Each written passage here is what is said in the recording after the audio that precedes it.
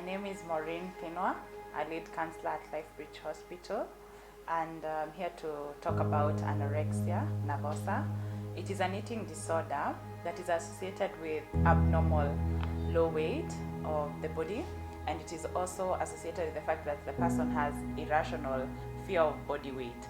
So this thing is it's a disorder that is associated with someone not eating so as they cannot gain the weight.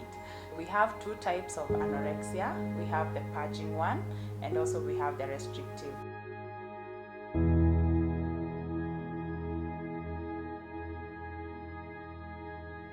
My name is Dr. Mashua Kipkorir Irene. I'm a consultant psychiatrist based at Lifebridge Hospital. What are the causes of anorexia nervosa? One is genetics, then we have psychological, we have environmental, we have biological and social-cultural. So in genetic factors, we find that anorexia nervosa tends to run in families. And if you have this young woman who has a sister or a mother or a grandmother who has anorexia nervosa, chances are that 10 times more that she'll also get anorexia nervosa. That is the genetic factors.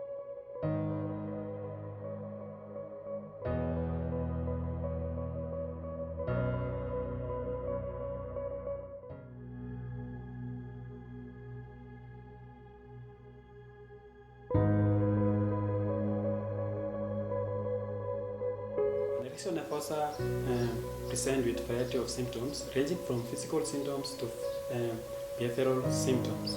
In physical signs and symptoms, person with anorexia nervosa present with extreme weight loss. We have dehydration, thin appearance.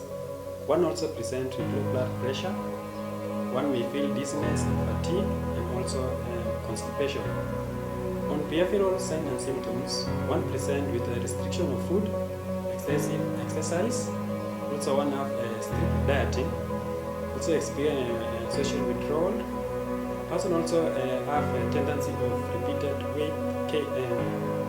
weight and measuring of body, not eating in public, fear of gaining weight, and also pinching and hunching.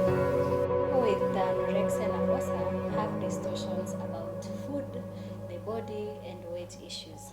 That is, most of them perceive that being plump is bad and being thin is ideal.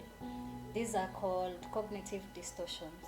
So psychotherapy, the most recommended types of therapies is cognitive behavioral therapy that helps them alter the negative thought patterns. There's also the psychodynamic therapy that helps them identify the root causes of the disorder. It could range from self-esteem issues to childhood traumas like being bullied because of being plump in school. The last one is supportive therapy, where we help them deal with normal life challenges and issues.